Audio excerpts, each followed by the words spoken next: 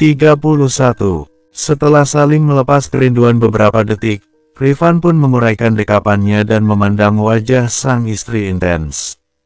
"Mas mau mandi? Biar aku siapkan air hangat," kata Hana memberitahu.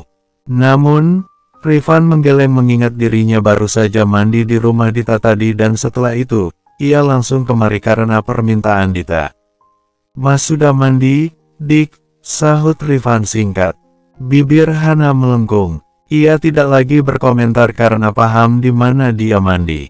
"Syukurlah, Mas, kalau gitu Mas istirahat saja. Aku mau ke kamar Nurul." Hana tidak melarang akan kedatangannya yang kembali ke sini karena sebelumnya Dita sudah mengatakan jika Rifan akan menginap di sini. Mau tidak mau, Hana pun menerimanya. "Jangan lama-lama, Dik," balas Rifan pasrah. Ia mendengarkan perkataan istrinya dan memilih duduk di tepi ranjang. Tidak ingin ada perdebatan lagi di antaranya dan ia begitu merindukan momen berdua dengan perasaan cinta yang tumbuh di hatinya masing-masing. Hana pun hanya mengangguk, lalu meninggalkan Rifan di kamar.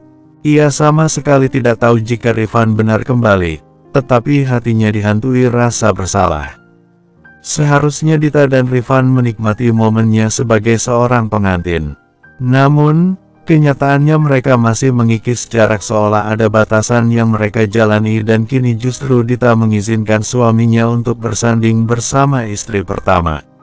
Hana menghela napas pelan, kemudian langkahnya memasuki kamar Nurul dan terlihat gadis itu sedang duduk di meja belajar.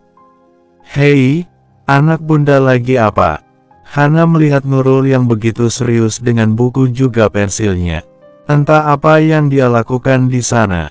Seharusnya banyak istirahat, tetapi dia seolah tak ada lelahnya untuk beraktivitas. Padahal, sekolah masih hari esok. Seketika Hana mengernyit kala memerhatikan Nurul yang tengah menggambarkan sesuatu seperti gambar dirinya. Namun, tidak hanya seorang diri, tetapi ada Abi serta bundanya. Bunda, lihat deh, Bun, bagus nggak gambar Nurul?" Ujar Nurul meminta pendapat. Ia menunjukkan gambar buatannya. "Ini gambar siapa saja?" tanya Hana menunjuk gambar yang membuat hatinya terenyuh. "Ini sebelah kiri ada Bunda Dita, di sampingnya Abi, lalu Bunda dan Nurul yang juga bergandengan," jelas Nurul memberitahu. "Nurul membuat keluarga kita yang saling menuntun bersama, Bun." Hati Hana tertegun mendengar ucapan Nurul yang begitu menyentuh. Pikirannya cukup dewasa dan entah mengapa dia begitu pandai menggambar seperti itu. Apa yang ada dalam pikirannya saat ini? Bahagiakah dia atau kecewa dengan keputusan orang tuanya? Hana terdiam. Ia tidak tahu dan berharap harapan Nurul menjadi doa untuk pernikahan kedua abinya dan kasih sayang Nurul tak berkurang sedikit pun. "Masya Allah, semoga sampai jannah, ya, Nak." Tangan Hana terulur mengusap pucuk kepala Nurul yang rambutnya terurai panjang. "Kakimu masih sakit enggak?" Kini Hana beralih pertanyaan tentang kondisi kakinya, khawatir masih ada rasa nyeri yang dia rasakan. "Alhamdulillah sudah lebih baik, Bunda." Perbannya dibuka justru Nurul lebih leluasa bergerak sekarang, ujar Nurul menggerakkan kakinya. Waktu semakin berputar dan azan sudah berkumandang di telinga. Hana pun membantu Nurul untuk mengambil wudhu. Setelah itu, ia kembali ke kamar melihat suaminya yang khawatir tertidur. Saat masuk, tidak ada suaminya di atas ranjang. Beberapa detik kemudian, mendengar suara percikan air di kamar mandi dan Hana paham jika suaminya berada di sana. Sembari menunggu suaminya keluar, Hana menyiapkan pakaian salat untuknya. Grab, Hana tersentak saat tubuhnya terkukung dari belakang. Ia tak bisa lagi bergerak dan tangannya pun terhenti karena terjepit. "Mas, kamu sudah wudhu loh." Hana paham betul siapa pelakunya dan untuk sekadar menoleh pun tak bisa karena Rifan begitu erat mengunci tubuhnya. "Nanti bisa wudhu lagi, Dik." Kap, Rifan selalu pintar mengeles. Rasanya tidak akan membuang waktunya saat bersama dengan sang istri. "Iya, tetapi ini sudah maghrib, nanti waktunya keburu habis dan kamu terlambat ke masjid." "Ayo, Mas, nggak boleh malas. Perkataan Hana selalu membuat Rifan meluluh. Ia pun menguraikan dekapannya dan memakai baju yang sudah Hana siapkan. Setelah rapi, ia pamit meninggalkan Hana pergi ke masjid. Hana menggeleng melihat tingkah suaminya yang terkadang seperti anak kecil. Itu sudah menjadi kebiasaan dan sepertinya para suami selalu begitu. Namun, kali ini tampak berbeda. Dia sangat manja seolah begitu lama tak bertemu dengannya. Selama pernikahan memang tak pernah berjauhan dan baru berpisah semalam setelah hari pernikahan keduanya. Walaupun ada tugas di luar kota, Hana selalu diajak bersama Nurul dan akhirnya berujung dengan liburan. Kamu harus belajar, Mas, nanti aku akan buatkan jadwal untukmu berkunjung, lirih Hana dengan hati yang bergetar. Di tempat lain, Dita bersimpuh dalam doanya, mengangkat kedua tangannya setinggi dada memohon ampun atas segala hilaf dan salah. Ia hanya wanita biasa yang memiliki sifat pencemburu, tetapi meminta kuatkan hati agar Allah mengendalikan rasa cemburu yang ada. Segala harapan ia tumpahkan, Dita pun memasrahkan garis takdir yang diberikan. Ikhlas menjalani, walau tak sesuai isi hati. Ya Allah, yang Maha Pengasih, Engkaulah yang membolak-balikkan hati, berikanlah kebahagiaan serta keikhlasan dalam dada. Kuatkan hati agar bisa menjalani rumah tangga yang Engkau ridai, pinta Dita dalam batinnya. Tidak ada yang kuat menjalani selain Allah yang meridai dan menguatkan. Pasalnya, Dita mampu karena Allah. Usai mengadat tangan, Dita mengambil mushaf untuk mengobati hatinya.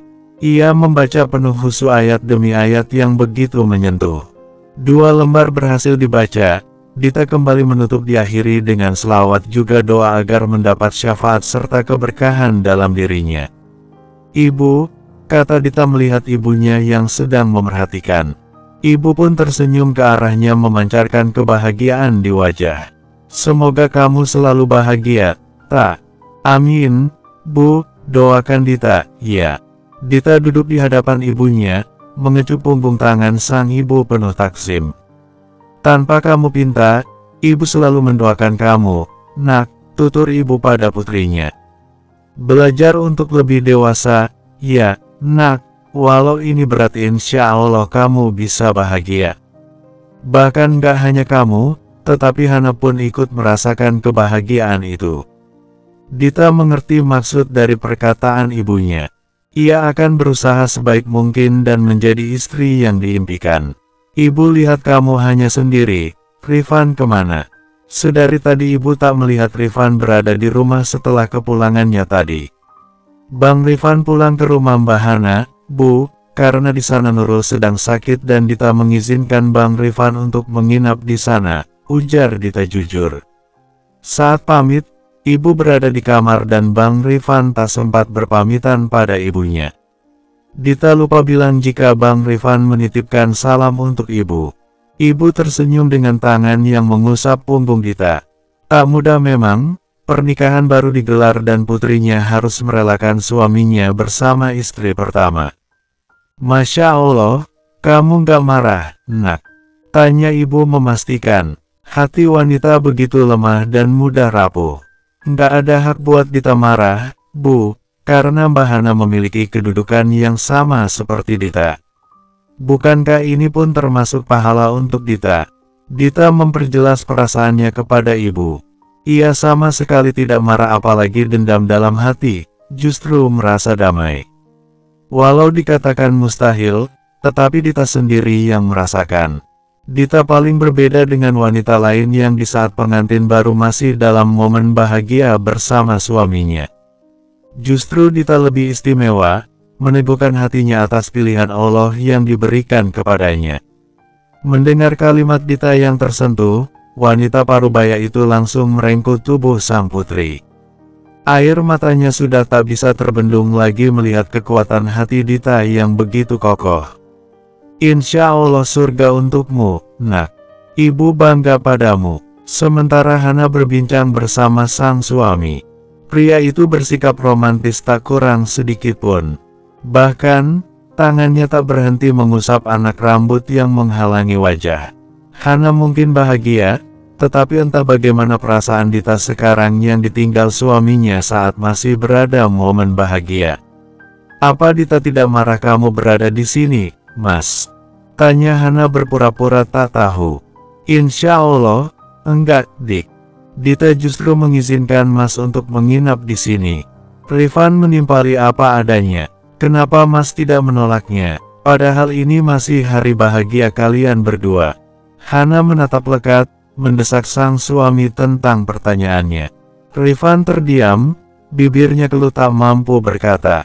Dua istri dengan pemikiran yang berbeda membuat dirinya agak bingung menghadapi.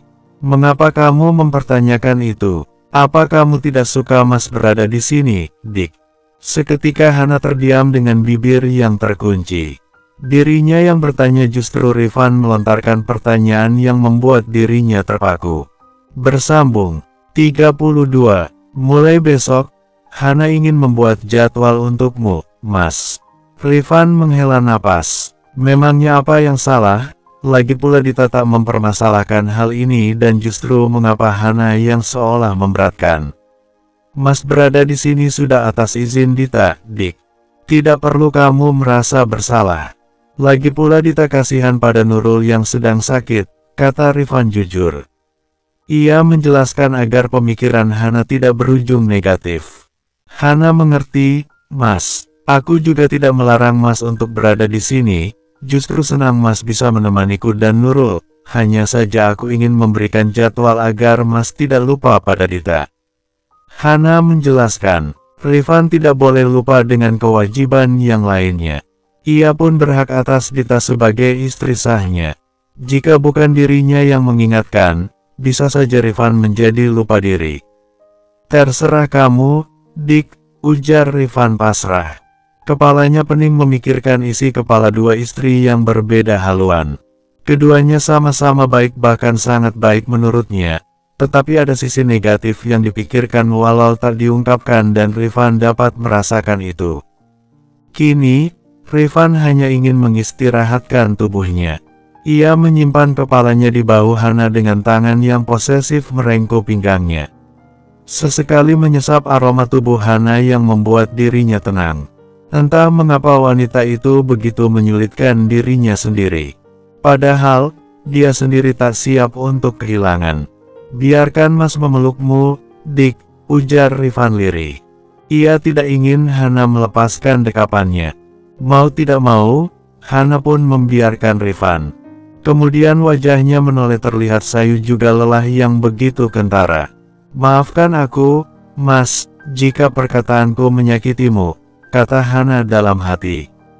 Sosok pria yang mau menerima keinginannya dan bersyukur hatinya masih bertahan. Bukan maksud Hana untuk mengusir ataupun menolak, tetapi membuka pikiran dan hati agar suaminya bisa melakukan sama rata. Tangannya terulur, mengusap lembut wajahnya yang lelah dan membiarkan Rifan terlelap dengan tenang. Ia sangat mencintainya dan berharap Rifan selalu memberikan kebahagiaan untuk keluarganya. Semoga segala perjuangan dan lelahmu menghadapi dua istri berbuah pahala, ya, Mas. Hatinya tak berhenti berucap. Ia tahu karena dirinya dengan Dita memiliki pikiran yang beda dan Rifan menjadi penengah di antara dua istri yang keras kepala. Hati Hana sendu. Entah bagaimana perasaannya sekarang setelah menikah bersama Dita. Ia berharap Rifan merasa bahagia seperti menikah bersamanya dulu. Aku selalu ada di belakangmu, Mas. Tetap melakukan yang terbaik sebagai seorang istri. Hana berbicara sembari menatap lekat Rifan yang tenggelam dalam mimpi. Hana pun ikut merengkuh dan menyembunyikan wajahnya dalam dada bidang sang suami. Rindu itu tidak hanya pada Rifan, tetapi dirinya pun merasakan kerinduan yang amat dalam. Saling-saring tanpa ada yang dipikirkan dan menemukan kenyamanan dalam jiwa raganya secara sempurna. Malam semakin larut, Hana terlelap bersama Rifan dalam dekapan. Keduanya merengkuh tak ingin ada yang melepaskan. Dua insan saling mengisi daya memberi kehangatan. Suara ayam mulai berkokok. Hana pun mengerjap karena terusik. Matanya menoleh, memerhatikan Rifan yang sama sekali tak bergerak. Hana melenguh dan mulai menyingkirkan tubuh Rifan dari dekapannya. Kantung kemihnya terasa penuh dan harus segera dikeluarkan. Mau kemana, Dik? Sudah hampir subuh, Mas. Aku mau ke kamar mandi. Hana meminta Rifan untuk menyingkirkan tangannya. Setelah berhasil, langsung berlari ke dalam kamar mandi sebelum Rifan sadar karena kehilangan dirinya. Seperti biasa, Hana kembali pada rutinitas yang mengharuskan dirinya menjadi seorang ibu. Ia juga harus bekerja setelah beberapa hari meliburkan diri. Hari ini waktu bergulir begitu cepat dan sebagai ibu harus sigap dalam segala hal terutama menyiapkan bekal. Pagi ini, Nurul bunda antarkan, ya. Hana berbicara pada gadis kecilnya dan dibalas dengan sorakan riang dari Nurul. Loh, biar sama Abi saja. Rifan memprotes karena tak perlu jauh-jauh Hana mengantarkan. Pasalnya, butik Hana tak melewati sekolah Nurul, justru jarak sekolahnya lebih jauh daripada butik. Nggak apa, Bi, bunda pengen nganterin Nurul. Hana berjalan mendekati Rifan, lalu berbisik di telinganya. Mas antar Dita saja ke butik. Rifan tertegun, tangannya yang hendak menyuapkan nasi ke dalam mulut seketika terhenti mendengar ucapan Hana. Bahkan, hampir tersedak dan dengan gerakan cepat Hana langsung menyodorkan minum ke hadapannya. Tak ada kata yang terlontar, Rifan menggenggam erat tangan Hana yang seolah tak boleh pergi. Mas juga punya kewajiban terhadap Dita, lirih Hana pelan. Ia tidak ingin percakapannya didengar oleh Nurul. Seketika genggamannya meluruh dan Hana berjalan untuk duduk di kursinya. Tidak ada yang berubah dalam posisi duduknya. Hana dan Nurul selalu berhadapan sedangkan Rifan duduk di kursi seorang diri sebelah kiri Hana yang menandakan seorang pemimpin. Usai makan, Hana pun bersalaman kepada suaminya. Mengingat akan berbeda haluan sehingga Hana dan Rifan berpisah sementara.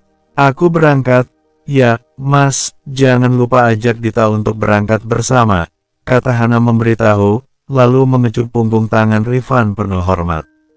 Saat hendak melepaskan, Rifan menahan lengan Hana. Kedua matanya saling bertemu dan Rifan mendekatkan wajahnya, lalu mengecup keningnya dengan lembut. Hati-hati, Dik. Hana mengangguk tersenyum dan menghampiri Nurul yang sudah menunggu di dalam mobil. Bun, kok Abi kelihatan sedih, ya? Tanya Nurul polos. Enggak, sayang. Abi memang begitu wajahnya, kata Hana memberitahu sebelum benar melajukan mobilnya. Kemudian, mobilnya berjalan meninggalkan pekarangan rumah. Sebenarnya apa yang Nurul katakan, Hana dapat merasakan raut wajah Rifan yang terlihat sedih. Entah apa yang sedang dipikiran. Namun, Hana tetap berpikir positif. Selama perjalanan, Nurul cukup ceria dan dia selalu berceloteh dengan berbagai macam percakapan yang ia tanyakan. Nanti pulangnya bunda jemput, ya. Kamu keluar jam berapa? Hana melirik sembari tangannya fokus menyetir. Serius, bunda, aku keluar jam 10. Hana mengangguk. Ia ingin memiliki banyak waktu bersama Nurul dan mungkin mulai sekarang biarkan dirinya yang mengantar jemput Nurul. Ya sudah, nanti kamu tunggu di gerbang. Bunda jemput kamu jam 10. Oke, kini Nurul yang mengangguk. Wajahnya cukup ceria sekali mendengar penuturan bunda yang jarang sekali menjemput. Biasanya saat pulang, Nurul selalu sendiri atau ikut bersama temannya. Sementara di tempat lain, Rifan sudah memarkirkan mobilnya di depan rumah bertepatan dengan Dita yang baru saja keluar pintu. Loh abang, Dita mengerjap melihat suaminya yang datang pagi hari. Biar abang yang anterin kamu, Dik, kata Rifan mencegah Dita untuk tidak berangkat seorang diri. Tapi, bang, Rifan menggeleng, nggak apa, Dik, kantor abang melewati kerjaan kamu kok. Biar kamu nggak capek juga harus bawa motor. Ayo, ia langsung mengajak karena melihat Dita yang juga sudah rapi bahkan sepertinya dia siap untuk berangkat. Tunggu, bang, aku belum pamit sama ibu, kata Dita meminta untuk menunggu sebentar. Dita pun membalikkan badan dan ternyata ibu sudah muncul lebih dulu membuat Dita tersentak kaget. Dita pamit, "Ya, Bu." Dita mengulurkan tangannya untuk bersalaman. Rifan juga pamit, "Ya, Bu." Disusul Rifan yang berada di belakang Dita. Ia penuh takzim pada sang ibu mertua. "Loh, kamu baru datang. Nggak mampir sarapan dulu, nak Rifan?" Ibu baru melihat Rifan yang berada di rumahnya. Rifan memberi senyuman termanis kepada ibunya. "Nanti saja di jalan bareng sama Dita, Bu." Sebenarnya, ia sudah makan, tetapi tidak tahu Dita sudah makan apa belum. Mungkin ia bisa melipir sebentar untuk sekadar sarapan. Ibu pun tak memaksa. Keduanya berpamitan dan meninggalkan ibu seorang diri di rumah. Kini, Dita tetap merasa kaku. Walau sudah menjadi seorang istri, tetapi tetap canggung duduk berdampingan bersama Rifan. "Apa kamu belum sarapan, Bang?" tanya Dita. "Ayo Dita temani, kita bisa mampir di simpang jalan. Di sana ada pasar pagi yang menjajakan sarapan." Rifan tertegun. "Hah? Ya yakin, Dik." Dita mengangguk. Sebenarnya ia sudah sarapan, tetapi jika memang Rifan belum sarapan tidak ada salahnya untuk ikut kembali sarapan. "Bagaimana, Bang?" bersambung. 33. Tanpa ingin menyakiti hati Dita, Rifan pun menurut dan turun di simpang jalan dengan berbagai macam jajanan. Tampaknya cukup ramai, sepertinya Dita sering ke sini. "Kamu mau sarapan apa?" Rifan bingung. Banyak sekali menu di pagi hari. Bahkan tidak hanya makanan yang terbilang berat, tetapi ada juga berbagai macam kue kampung dan gorengan. "Kupat sayur boleh, Dik, tetapi porsi setengah, bisa." Perut Rifan masih kenyang, rasanya tidak mungkin jika harus memakan kembali satu porsi. Walau memang jarang makan yang bersantan, tetapi sepertinya melihat ketupat yang ditaburi dengan kuah cukup menggugah selera. "Mana bisa, Bang, mereka akan membuatkan satu porsi," kata Dita memberitahu. Lagi pula, satu porsi terbilang banyak dan cukup kenyang memakannya. Kalau gitu kita makan satu porsi berdua saja. Gimana, kamu mau?" Rifan mengusulkan agar tidak mubazir. Dita terkejut. Satu porsi berdua, apa tidak salah? Dan cukup membuat jantung Dita bertalu tak karuan. Bahkan, kakinya berhenti melangkah mendengar tawaran Rifan. "Dik, kok malah melamun sih? Abang serius, abang gak bisa makan banyak di waktu pagi, nanti akan mengantuk," ujar Rifan memberitahu. Tak mendapat jawaban dari Dita, Rifan pun menarik lengannya tanpa izin dan membawanya duduk di tempat ketupat sayur. "Bu, kupat sayurnya satu porsi, ya, tanpa sambal." Rifan memberi instruksi pada ibu penjualnya. Ibu penjual pun mengangguk dan Rifan mempersilakan Dita duduk di kursi yang sudah Rifan siapkan. Entah mimpi apa semalam mendapat perilaku manis seperti ini dari suaminya. Dita merasa terharu, sebab selama mengenal tidak pernah sedekat ini. Bahkan, belum pernah jalan bersama dengannya. Hanya saja setelah dipertemukan dan menikah, ternyata Rifan merupakan pria yang cukup perhatian dan romantis. Hatinya terenyuh dengan sikap manisnya. "Ini, Pak, silakan." Sang ibu penjual memberikan satu mangkuk pesanan Rifan beserta teh hangat yang didapatkan secara gratis. Rifan pun membalas ramah dan mengucapkan terima kasih. Saat itu pula, Rifan mulai mengaduk ketupat sayur yang kelihatannya sangat enak. Sedangkan tangan Dita bergerak untuk mengambil sendok, tetapi ditahan oleh Rifan dan membuat Dita tersentak menoleh ke arahnya. "Biar abang suapin, kamu duduk manis saja, Dek." Dita tersentak, tenggorokannya tercekat seakan bibirnya keluh berkata. Bahkan, matanya tak lepas memandang wajah Rifan yang siap untuk menyuapi. "Ayo, buka mulutnya, Dik," ujar Rifan yang tangannya sudah dilayangkan di depan mulut Dita. Dita masih terpaku, bayangannya mungkin hanya mimpi dan seketika tangannya mencubit lengannya sendiri, ternyata merasakan sakit. Ia hampir meringis, tetapi ia tahan. Semua terasa nyata dan termasuk Rifan yang berada di hadapan. "Dik," panggil Rifan yang menyadarkan lamunan Dita. Dita pun terkesiap. Ia meneguk salivannya, lalu membuka mulutnya perlahan seakan bagai patung yang tak mampu bergerak. Kemudian, Rifan menyuapinya dengan lembut. "Gimana, Dik, enak?" Rifan kembali berbicara kala dirinya sendiri yang sudah merasakan rasa ketupat sayur yang berada di mulutnya. Dita langsung mengangguk sembari mengunyah. Ia masih tidak percaya, tetapi apa yang dirasakannya sangat nyata. "Iyalah enak orang disuapin abang, apalagi ditambah rasa cinta," keke Rifan meledek Dita. Uhuk, uhuk, Dita tersedak dan ketupat yang masih tersisa pun menyangkut di tenggorokan. Ia menepuk dadanya, lalu Rifan yang peka langsung menyodorkan air minum. Tanpa berkata, Dita meneguk air itu hingga setengah. Ia meredakan rasa nyeri di tenggorokannya yang cukup sakit. Tatapannya melirik ke arah sang suami yang tampak panik. "Kamu nggak apa?" tanya Rifan lembut. Ia pun membantu mengusap tengkuk Dita agar lebih baik. "Makanya pelan-pelan." "Aku sudah pelan, tetapi ucapan abang membuat aku tak bisa pelan menyikapinya," Dita menyaut dalam hati. Seketika Dita mengangguk dan sudah merasa lebih baik. Ia juga meyakinkan suaminya jika tidak ada yang perlu dikhawatirkan. Setelah drama yang lewat, Hana dan Rifan menghabiskan satu porsi ketupat sayur berdua. Tidak ada niat untuk mampir, tetapi Allah memberi jalan hingga membuat keduanya menjadi dekat. Senyum Dita pun merekah. Bagaimana ingin mengecilkan rasa cinta yang ada jika sikapnya selalu membuat cinta ini semakin tumbuh. Bahkan, Dita sudah jatuh terlalu dalam sehingga sangat mencintainya. Sementara Hana sudah berputar arah menuju butik. Ia harus kembali fokus demi butik ke depannya.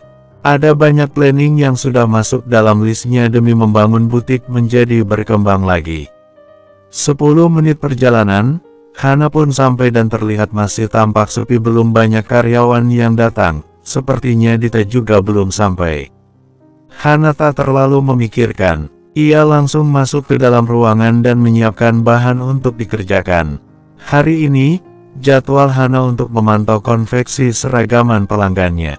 Entah sudah tahap mana, ia berharap lusa sudah selesai dan bisa langsung dikirimkan kepada kustomernya. Kini, tatapannya sudah beralih pada layar gepeng di hadapan. Ia mulai merekap pesanan para kustomer sekaligus pakaian yang akan disewakan. Kemungkinan, ia akan kembali mengeluarkan gaun baru dengan warna yang direkomendasikan Dita, sebab apa yang sudah didiskusikan Dita saat itu belum terrealisasikan karena beberapa hal. Setelah mendapat pesan dari salah satu pelanggan, Hana langsung bangkit dari kursinya. Kemudian, berjalan melangkah menuju bagian konveksi. Pasalnya, sudah waktunya masuk dan seluruh karyawan sudah berada di tempatnya masing-masing. Cie yang dianterin suami. Bahagianya kamu, tak? Senang? Ya, menjadi pengantin baru.